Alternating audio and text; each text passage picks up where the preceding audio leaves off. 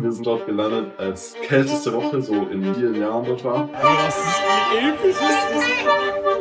Hier haben sich Kim Jong-un und Donald Trump zum Summit getroffen. Bro, wie krass episch sieht das hier aus. Das ist so geil hier. Wir haben alle so Sicherheitsabstand, die gehen komplett rein. Bro, das ist über mir. Es sind einfach 53 Tage rum, seitdem wir in Südostasien unterwegs sind. Wir sitzen aktuell im Flieger in Richtung Hongkong, damit wir den Gimbal reparieren. Insgesamt habe ich für eine Woche in Vietnam ca. 250 € ausgegeben. Damit verbleiben für die restliche Reise von den übrig gebliebenen 1000 € nur noch 750.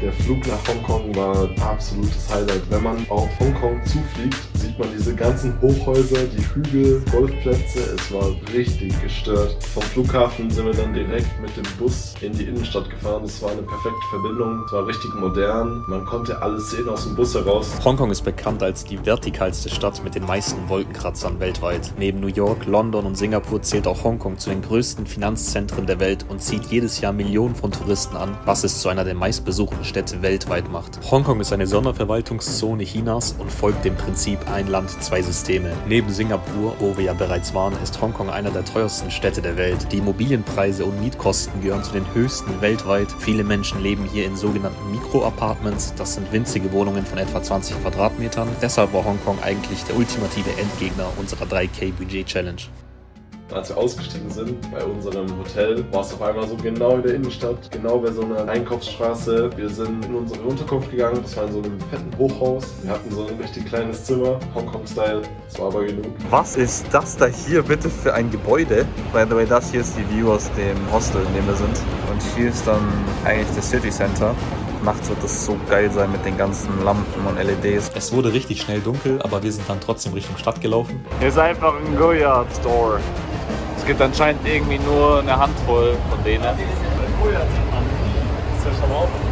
Digga, wo sind wir gelandet? Es ist komplett voll hier.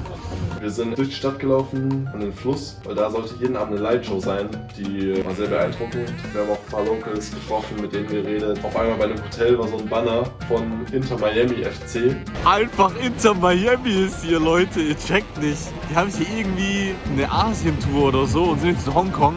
Wir müssen irgendwas machen. Hotel rein. Wir sneaken uns ins Hotel rein und versuchen die abzufangen oder so. Irgendwas. Das ist geisteskrank. Es stellt sich heraus, das ganze Inter Miami Team ist einfach da. Und wir mussten ein Play reißen. Es musste irgendwas passieren. Wir wollten Messi Stream snipen, Autogramm bekommen, irgendwas. Ab dann wussten wir, was die Mission ist. Am zweiten Tag in Hongkong war die erste Mission, mal den Gimbal zu reparieren. Das haben wir dann geschafft. Dann haben wir die erste von sehr vielen gleichen Mahlzeiten gegessen. Und zwar Instant Noodles von 7-Eleven. Wir wussten es nicht, aber davon sollten noch einige mehr folgen. So, Day 54, wir sind ja auf Budget unterwegs und haben uns deshalb entschieden, jeden Tag Ramen zu essen. Zum Frühstück, zum Mittagessen und zum Abendessen. Nein, Spaß. Kosten auch nur 1 €. Das sind 9 Hongkong-Dollar. Wenn man sonst normalerweise draußen essen würde, würde man irgendwie um die 40, 50 zahlen. Das würde halt das Budget sprengen. Wir gehen jetzt Richtung Stadion, weil da sollte eine Training-Session sein von den Inter Miami-Spielern. In der Hoffnung, dort den einen oder anderen Ex-Barcelona-Spieler wiederzufinden.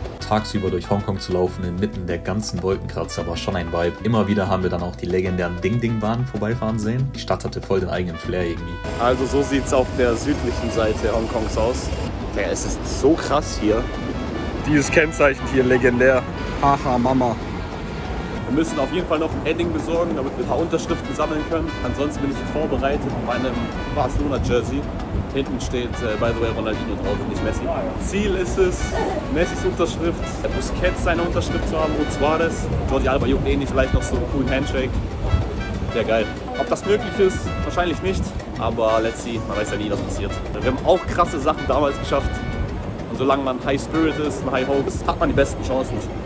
Es war, glaube ich, das erste Mal, dass Messi in Asien war seit einer langen Zeit. Viele der Fans hatten noch nie eine Chance, so ein Spiel anzuschauen. Wir wussten, heute ist das Training von Inter Miami. Wir hatten keine Karten, aber wir sind einfach hingegangen. Wir wollten irgendwas sehen. Also Leute, wir haben hier keine Tickets. Wir müssen jetzt irgendein Play reißen. Es muss irgendwas kommen. Polizei hier und da. Digga, wie geil ist es hier? Komm jetzt nach vorne. Lass schauen erstmal, wie man auch reinkommt. Oh, wir müssen hier durch irgendwie, ich check nicht wie. Wir müssen wahrscheinlich an der Ecke durch. Ich würde erstmal vorne schauen, ja. Erstmal Eingang und dann da hinten noch schauen und dann an der Ecke campen. Hongkong Stadium, Bro. Das sieht so geil aus. Junge. Bro, bitte sag, wir können da einfach rein jetzt. Einfach irgendwie reinsneaken, reinlaufen einfach nur. Wir stehen vor dem Stadion und vor uns wartet eine große Herausforderung, die Sicherheitskontrollen, die sich zwischen uns und unserem Ziel befinden. Hierfür muss man 2 Kontrollstationen durchlaufen, zuerst die Taschenkontrolle und dann den Ticketscan, um ins Stadion zu kommen. Also hier gibt es Security-Checks. Die gucken hier die ganzen Taschen und so an. Ich hoffe, dass man hier keinen QR-Code zeigen muss. Wahrscheinlich schon, aber keine Ahnung. Vielleicht kann man außen rum oder so noch irgendwie durchviben. Oder jetzt hier, wo die beiden sind ja beschäftigt, die einfach dazwischen laufen einmal. Wir haben die erste Hürde geschafft jetzt mit diesen Security Gates irgendwas. Jetzt ist nur noch dieses Kartenlesescan-Ding dran. Mal schauen, ob das noch irgendwie geknackt werden kann. Das ist alles Timing-Sache. Nur Timing. Thank you. Die Taschenkontrolle wollte kein Ticket, deswegen war die erste Hürde schon bezwungen. Doch der wahre Endgegner wartete noch. Der Ticketscan, der uns ins Stadion lassen sollte. Wir standen vor den Türen und haben wirklich alle möglichen Szenarien durchgespielt. Vom Reinklettern bis hin zu irgendwelchen offenen Schleichwegen. Es ist halt auch nicht irgendeine Mannschaft, sondern Messi, Beckham und Co. Menschen aus allen Teilen Asiens reisen extra an, nur Messi einmal sehen zu können. Es war eigentlich hoffnungslos, doch dann, wie der Zufall will, spricht mich auf einmal jemand an. Hey, dein Trikot ist richtig cool, hast du Lust auf ein Interview? Und genau das sind die Momente, bei denen man schnell handeln muss. Wir haben jetzt hier irgendeine Reporterin gefunden, die uns noch in so einem Artikel reinpackt. Einen Zeitungsartikel.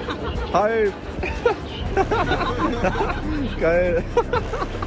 Ich habe dieses Trikot am ersten Tag der Reise in der MBK Mall in Bangkok zu Beginn der 3K Challenge gekauft. Ich wurde ausgelacht, dass ich so viel Geld am Anfang der Challenge ausgegeben habe. Aber was sie nicht wussten, es war eine Investition, die sich genau jetzt auszahlen sollte. Wir wussten, okay, jetzt ist Showtime. Wir standen im Blickfeld der Sicherheitskräfte, haben geredet und gelacht. Der Plan war, den Eindruck zu erwecken, dass wir Teil des Presseteams sind. Dieser kleine, unauffällige Zufall führte zu einer völlig neuen Situation. Nach guten 15 Minuten meinte sie dann, lass uns reingehen, das Training startet bald. Sie läuft vor, rüber zum Gate, zeigt ihren Presseausweis und kann problemlos rein. Das war unser Startschuss, alles oder nichts. Wir sind direkt hinter ihr zum selben Gate gegangen und ungelogen, ohne jegliche Fragen zu stellen, wurden wir einfach durchgelassen. Hey, wir sind drin, Digga. Ich muss hier weg, ich schwör's, ich muss hier weg. Geisteskrank gerade hier, ich muss sofort weg. Es ist so krank hier, oh mein Gott! Hier werden schon Fotos geschossen von dem einen oder anderen. Neue Freunde aus Shenzhen, aus China. Wir haben kurz das Trikot gewechselt, weil zu auffällig. Deswegen laufe ich jetzt im Beckham-Trikot rum. Also wir machen jetzt uns auf den Weg, hier einen guten Platz zu suchen. Wir wollen natürlich ganz nah an Messi ran, deswegen müssen wir schauen, wo es optimal ist. Ganz kurz, diese Storyline, das kannst du keinem erzählen wieder. Wir haben random auf einem Billboard-Sign über einem Hotel einfach gesehen, dass Inter Miami hier ist, haben uns informiert, dass die jetzt ein Training hier haben und sind im Training drin. Das ist gestört. Morgen haben die irgendwie ein Testspiel gegen so eine Top 11 aus Hongkong. Training reicht, ich sag dir ehrlich. Ich versuche doch irgendwie eine Unterschrift zu holen oder so. Ob das möglich ist, keiner weiß. Wahrscheinlich eh nicht, weil es sind zu viele Leute einfach hier. Wie soll ich eine Unterschrift kriegen? Es hat einfach wirklich alles perfekt gepasst. Das Trikot aus Bangkok, das wir random gesehen haben, das Inter Miami zur selben Zeit wie wir in Hongkong ist. Und dann noch das Interview direkt vor den Sicherheitskräften. Es hat sich einfach angefühlt wie ein Sechser im Lotto. Vielleicht toppt das Singapur. Das kann ich erst sagen, wenn ich die Spieler sehe. Everybody, yeah, rock your body, yeah. Hawaii Malle. Cool. Kommen die! Hey, die kommen! Die kommen! Oh mein Gott! Hong Kong Stadium, welcome to Tatler Wreckfest Hong Kong and to the Inter Miami CF Tour of Hong Kong. Laber nicht so viel, Bro, bring die Spieler raus! Hello Corona, Mr. David Beckham.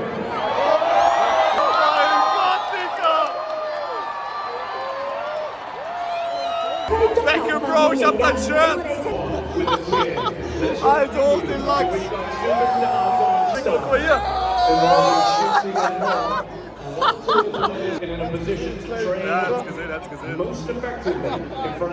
Flitzer heute. Ja, Flitzer, beruhig dich.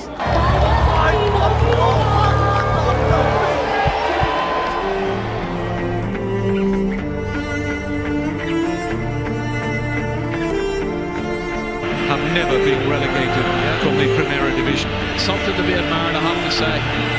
Well, there's three of them right. He's still going. Look at this, Kevin. It's a brilliant run from Messi. Did he go all the way?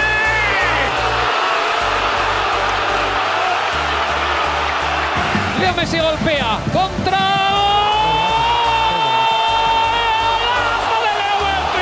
Contra el mundo. Messi. Messi.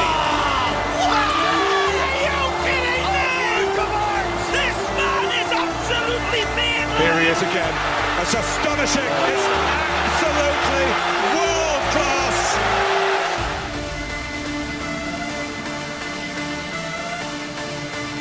Holmes looking for the overlap. Alba inside. It's Messi! Again, the medicine man arrives and sinks his flaming spear into the heart.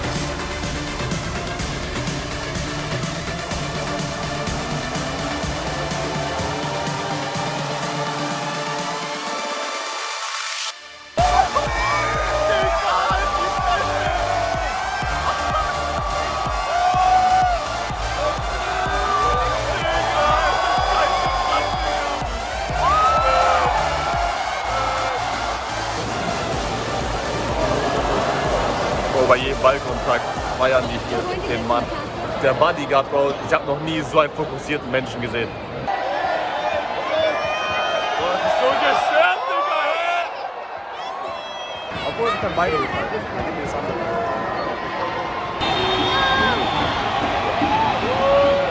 Oh, das ist krass. Messi!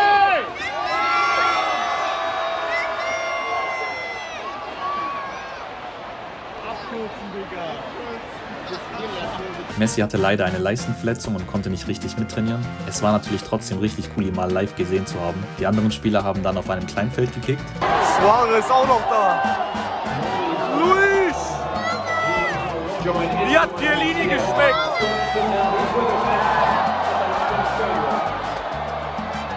Messi und Suarez Am Dänen. Ja, war das gerade ein Elastico, westlich? Aber das Fußketten Elastico. Gib dem Mann 5 Sterne Skills.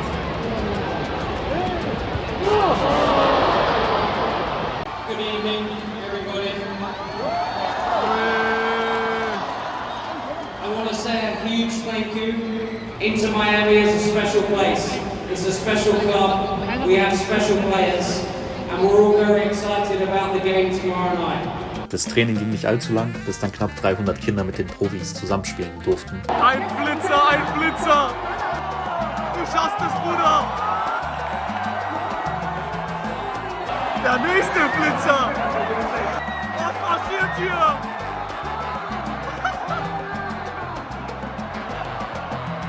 Er wurde gepackt. Junge, es hört nicht auf mit den Blitzern. Was passiert hier? Und damit gehen die Spieler in den Tunnel wieder. Junge, das war's. Es war geil. Es war schon stark. Nice, brother. Was it good? Ich muss mal die hier fragen, die neben mir, nach coolen Fotos. Die hat die ganze Zeit Bilder gemacht. Die blende ich jetzt ein, die Bilder, by the way. Schade, dass Messi nicht so viel mittrainiert hat. Einfach verletzt die ganze Zeit. Ihn gesehen zu haben ist krass. Und Beckham auch. Und zwar das sowieso. Das ist geil gewesen. Wir verabschieden uns vom Stadion. Es war schön, es war aufregend, es war spannend auf jeden Fall. Es war ein Erlebnis, ein Abenteuer. David sagt das letzte Mal noch Tschüss hier. Und der nächste Flitzer. Oh, der nächste Flitzer. Wie viele kommen da? Guck mal, wie viele da reinkommen. Das ist geisteskrank. Hongkong, also wirklich. Guck mal, wie viele da hinten reinrennen. Bro, das ist krass. Hier unten waren wir. Wir haben uns da reingestellt. Es ist schon ein geiles Stadion, sag ich dir ehrlich. Und weg. Und weg, und weg, und weg. Einfach weg. Das kann easily mit eines der krassesten Erlebnisse sein. Nicht nur auf der Reise, aber jemals. Schade, es hat leider nicht für die Unterschrift gereicht. Es gab auch nie eine Situation eigentlich, oder? Also... Hey! Yeah, obviously, yeah. You wanna join? Hey. How was the match? Quite fun, yeah. Okay, have a nice one, yeah? Take care.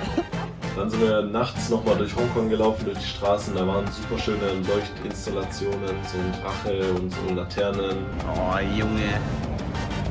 So einen Wagen mal haben. So, orange ist nicht meine Farbe, aber der Wagen ist krank. Junge. Guck dir den Cullinan an. Abends gab es nochmal ein Festmahl, namentlich Instant Noodles von 7-Eleven. Beim Essen haben wir dann auch tatsächlich gesehen, dass das Interview einfach veröffentlicht wurde in der Zeitung. Der Beitrag ist aktuell immer noch zu finden. Ich stelle den Link zum Beitrag mal unten in die Videobeschreibung rein. Am dritten Tag sind wir erst um 15 Uhr raus, aber wir haben etwas sehr Cooles gefunden. Ein Pferderennen, das an dem Tag stattfand. Also Leute, neuer Tag, neues Glück. Wir haben random gesehen, dass heute ein Pferderennen stattfindet. Wir haben noch nie ein Pferderennen live gesehen, deswegen waren wir schon hyped. Pferderennen haben in Hongkong eine lange Tradition und zählen zu den beliebtesten Sportarten der Region. Da sind die Pferde sogar schon. Hier die Statuen. So, welcome to Shatting Race Course. Boah Junge, hier geht's richtig ab. Guck mal, wie die am Wetten sind.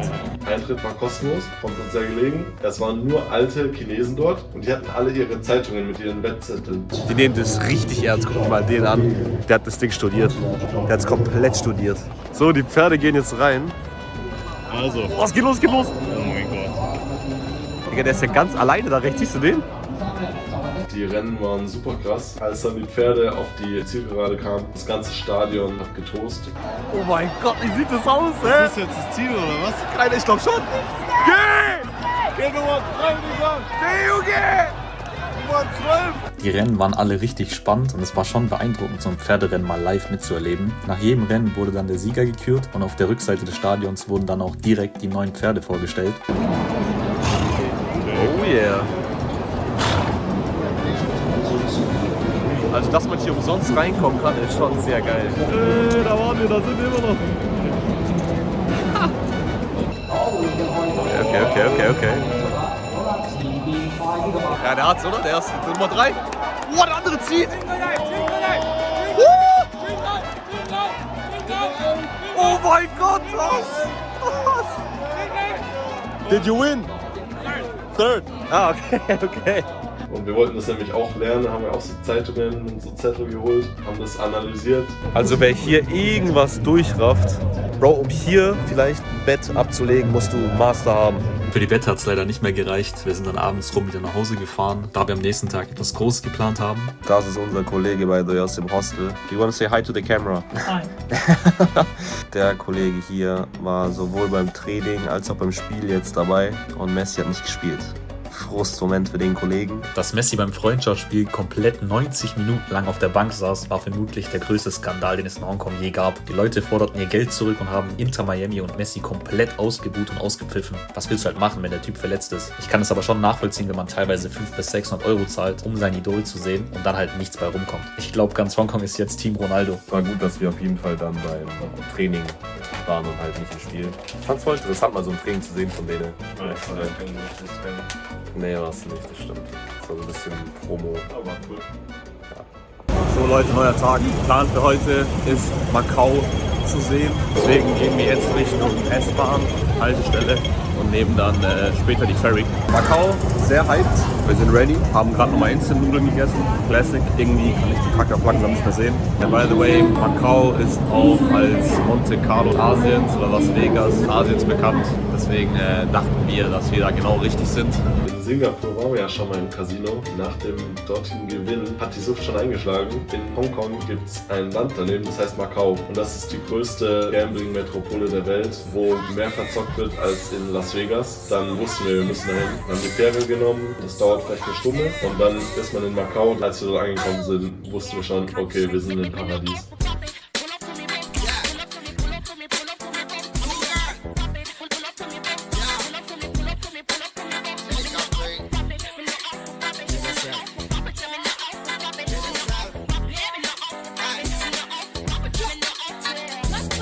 Macau, bekannt als die Glücksspielhauptstadt der Welt, ist berühmt für seine riesigen Casinos entlang des Cotai Strips. Dieser Strip entstand durch die Verbindung der beiden Inseln Koloane und Taipa, wobei ein neues Land aufgeschüttet wurde, um die beiden Inseln miteinander zu verbinden. Und genau auf diesem Gebiet befinden sich einige der teuersten Casino-Komplexe der Welt, was die Region auch zu einem der am dichtesten besiedelten Gebiete der Welt macht. Der jährliche Glücksspielumsatz in Macau liegt bei knapp 36 Milliarden Dollar und ist damit fast 6-mal so hoch wie in Las Vegas. Ein wesentlicher Grund dafür ist, dass Glücksspiel in Festland China illegal ist. Daher reist eigentlich ganz China nach Macau, um dort zu spielen, was auch dann natürlich dazu führt, dass Macau zu einer der meistbesuchten Städte der Welt zählt. Wir sind eingelaufen, das ist so eine riesige Eingangshalle, das ist wunderschön. Dann der Casino-Bereich mit Snacks, mit Getränken, Buffet, kostenlos alles. Die haben alle ihre eigenen Shuttlebusse, das heißt man kann von einem Casino zum nächsten fahren. So sind wir ein Casino nach dem anderen durchgegangen, haben gegessen, alles angeschaut. Dort war es dann wirklich die Endstufe, absolute Champions League von Casinos. Also wir sind im Casino, man kriegt hier einfach so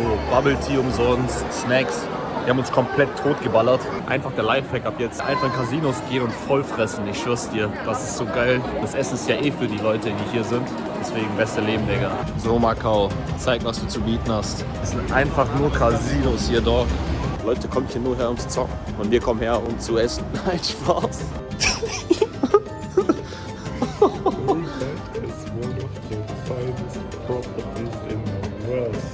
Digga, das ist krass. Das ist richtig krass. Was ist das? Junge.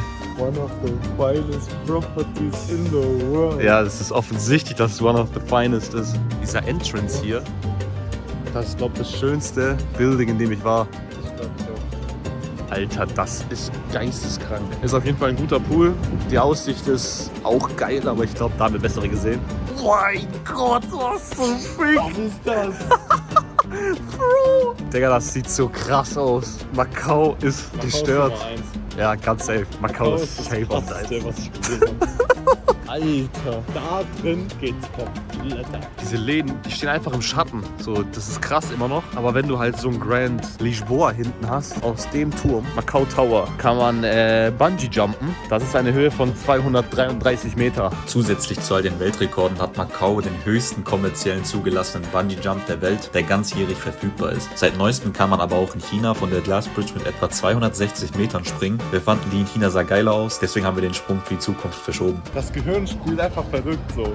Ja. Du weißt nicht, was du machen sollst, wo du hinschauen sollst. Das ist einfach zu viel. Das ist einfach Real-Life-Slot. Läuft einfach mit offenem Mund durch.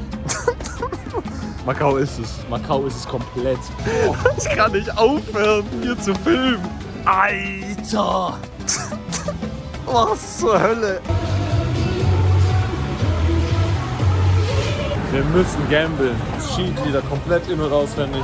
Das Land ist in zwei Teile geteilt. Einmal eine obere Insel, wo die portugiesische Historie noch sichtbar ist. Da sind wir durchgelaufen. Es gab viele Restaurants, schöne Straßen, schöne Kirchen und so weiter. Und in der Ferne hat man dann die ganzen Lichter der Casinos gesehen. Das war so eine Parallelwelt. Das war wirklich krass. Man ist es nicht anders gewohnt in Portugal.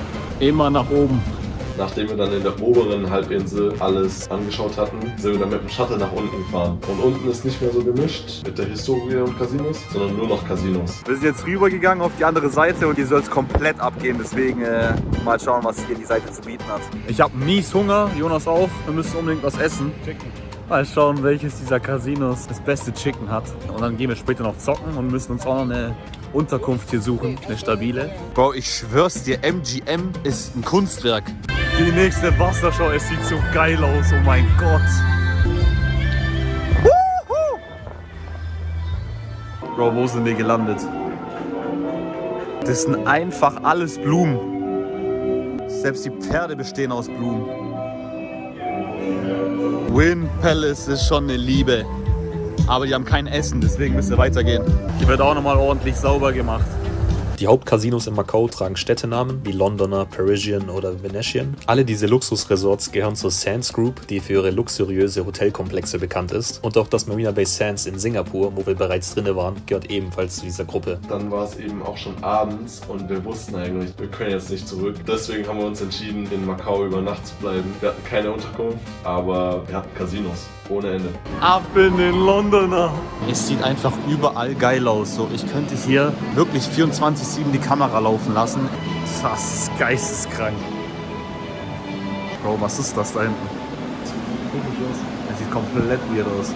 Es hat so viel Spaß gemacht, wir sind die ganze Zeit von Casino zu Casino gelaufen, ab und zu noch an den Bars, haben uns was zum Trinken geholt. Natürlich darf beim Londoner auch nicht der Big Ben fehlen. Doch, Dude! Wo sind wir? Big Ben! Da gab es einfach einen Big Ben, einen Eiffelturm, da gab es alles. Es war komplett gestört. Die Statuen sind ja richtig heftig. Bro. Junge, jedes Mal aufs Neue. Sieht einfach krank aus. Und die Decke schon wieder an. Also, wir gehen in die Main Attraction hier rein. The Venetian. Ferrari ist heftig. Dude, what the fuck, Bro? Was ist das schon wieder? Junge. Was ist das denn? Unser Lieblingscasino war wahrscheinlich MGM. MGM ist Liebe. Da drin gibt es Safe-Essen. Wir gehen jetzt da rein und ballern uns den Magen voll. Irgendwann war es dann so spät, dass wir extrem müde waren. Das Ding ist, in den Casinos darf man nicht schlafen, weil die wollen ihre Hotelzimmer verkaufen. Und so haben wir uns dann von einem losten Schlafplatz zum nächsten bewegt. Also Leute, es ist 5 Uhr. Jonas und ich wollen pennen. Ich glaube, der Mann ist schon am Schlafen. Wir haben uns das irgendeine random Ecke hier im Casino ausgesucht. In der Hoffnung, dass wir nicht erwischt werden. Dann fahren wir irgendwann morgen nach Hongkong zurück. Davor gehen wir noch schön essen hier. Also im Casino natürlich. Mal schauen, ob wir die Nacht hier überstehen werden, so irgendwie. Und dann sehen wir uns morgen hoffentlich gut ausgeschlafen. Mit der Lautstärke muss man sich abfinden. Glücklicherweise bin ich auf Hochzeiten auch eingeschlafen. Ich habe da 2 Stühle zusammengetan als Kind. Schreibt in die Kommentare, wer auch so schon mal geschlafen hat. Das hier ist, by the way, unser Schlafzimmer. Jonas ist schon komplett am Pennen. Wie kann man so pennen? Hände in den Hosentaschen. Wir haben jetzt irgendeine random Flurche gefunden. Hier laufen nicht viele rum. Ja, hier pennen wir jetzt. Das ist jetzt unser Bett. Deswegen, ich schlafe jetzt hier so. In der Hoffnung, dass keiner uns sieht. Let's go. Falls uns jemand erwischen sollte, gehen wir einfach auf Toilette oder so und sperren uns da ein. Also die Nacht werden wir schon überleben. Die Frage ist nur, ob jemand uns abfucken wird oder nicht. Und dann früh morgens natürlich wieder ein Buffet. Gut ernähren. Alright, aber jetzt nicht pennen, also gute Nacht. Irgendwann ist es dazu gekommen, dass wir in einem Lüftungsschacht geschlafen haben, auf dem Metallgitter. Und der Typ pennt in irgendeinem Schacht. Ich muss echt mies Props an diesen Laden hier geben. Mein Versteck ist einfach aufgeflogen. Ich wurde nach 1,5 Stunden pennen, also halbwegs pennen erwischt. Was heißt erwischt? Die haben halt mir gesagt, dass ich hier nicht pennen darf. Und ich muss halt woanders hingehen. Ich zeige euch mal mein Versteck, weil ich schwöre, das ist krass. Also besser kann man sich eigentlich nicht verstecken. Guck mal jetzt. Also wir sind auf der 3. Etage. Hier unten ist der Eingang zum Casino. Hier hinten ist dann irgendwie alles Hotel und so. Und hier ist halt so ein riesen Foyer, ja, mit Restaurants und so hinten. Grundsätzlich war die Idee, sich irgendwo da in der Toilette einzusperren, aber das ist ein bisschen langweilig und Toilette auf Stuhl sitzen ist auch nicht so gemütlich. Deswegen dachten wir, okay, wir suchen jetzt irgendwo einen Platz, wo man sich hinlegen kann. Und dann bin ich hier hingelaufen, by the way, das ist der Kollege, der mich gefunden hat. Da bin ich hier hingelaufen und mein Platz war dann dieser kleine Spalt hier. Also im Prinzip lag ich dann da drin, hier drin, hinten. Und hier ist ja abgesperrt, über die Nacht eigentlich. Kein Mitarbeiter ist auch hier. Und wenn du halt hier vorbeiläufst, bist du einfach verloren. Du kannst da gar nicht richtig reinschauen, weil die Steine oder diese Marmorfliesen halt das komplett bedecken. By the way, meine Tasche ist jetzt auch hier oben, aber die war auch unten. Ich war mir echt relativ sicher, dass wir safe sind hier im Schacht. Schade, ich muss mir echt was finden jetzt. Okay, mal schauen, wo die Reise weitergeht. Schlimmstenfalls endlich im Buffet und esse einfach was. Unser Versteck ist aufgeflogen. Schacht war hart. Schacht war heftig. Ich glaube, was Besseres findet man nicht. Wie lange hast du jetzt gepennt? Irgendwie haben die uns trotzdem entdeckt. Wir wurden weggeschickt. Okay, die Endstufe war dann im Behinderten-WC. Trotz allem würde ich lieber dort schlafen, als in unserem Hostel in Hanoi. Nach dieser entspannenden Nacht waren wir wieder frisch. Wir wussten, wir müssen jetzt Blackjack spielen, die Serie aus Singapur weiterziehen. Wir haben natürlich wieder geübt, das Cheat-Sheet auswendig gelernt. Wir hatten Geld für genau 2 Runden aus unserem Singapur-Gewinn. Den haben wir dort wieder eingesetzt. Letzten Endes kann man in Casinos ausnahmsweise auch verlieren. Wir haben durch 2 richtig unglückliche Kombinationen verloren. Wir hatten 16, der Dealer hatte 10. Irgendwann sind wir dann spät abends mit der Fähre wieder nach Hongkong gefahren. Dann mussten wir erstmal schlafen. Wir konnten tatsächlich nur ein paar Stunden schlafen, weil wir für den nächsten Tag noch eine letzte Mission hatten. Das ist Victoria Peak, der höchste Berg in Hongkong und ein ikonischer Aussichtspunkt, auf den wir dann hochgefahren sind mit einer extrem steilen Seilbahn. Als wir oben waren, war die einzige Aussicht aber 5 Meter weit in die Nebeldecke. Das war ein richtiger Flop. Insgesamt sind es ganze 2 Monate, seitdem wir in Südostasien unterwegs sind. Wir befinden uns aktuell in Hongkong am Flughafen und zählen das letzte Geld, das wir noch übrig haben. Wir haben für die Zeit in Hongkong und Macau 320 € ausgegeben. Damit fallen wir von den 740 € auf 420 €.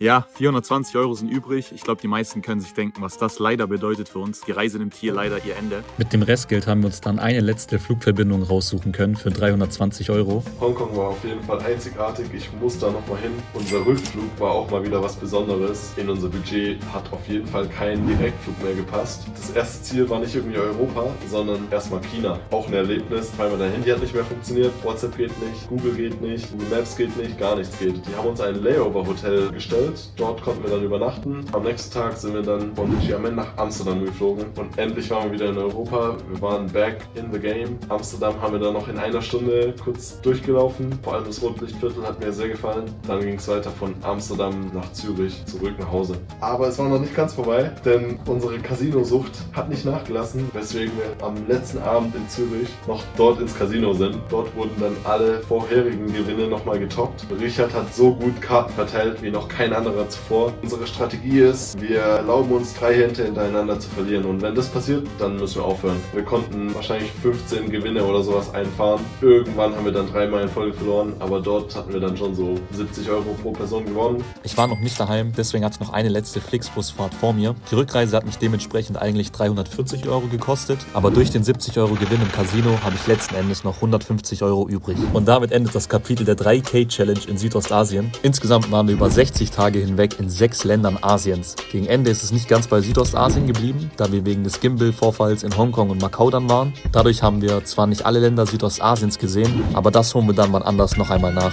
Damit ist diese Ecke der Welt aber vorerst abgeschlossen und das Ganze mit einem finalen Budget von 2.850 €, was unser Ziel völlig erfüllt hat.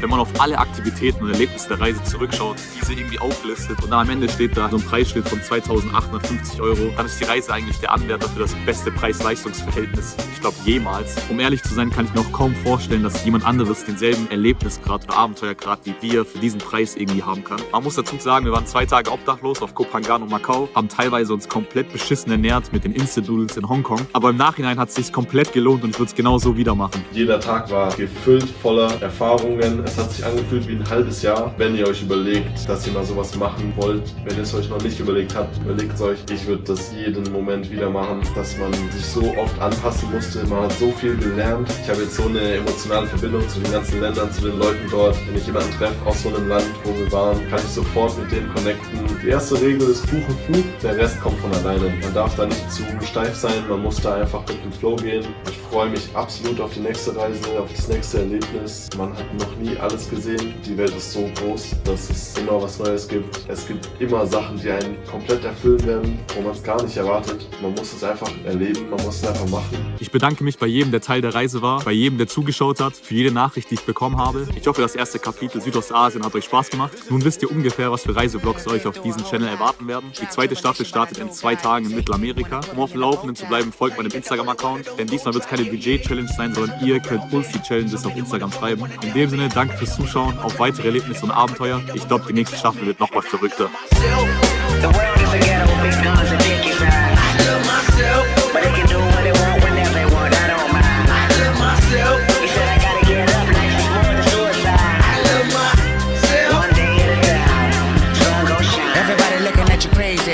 What you gonna do?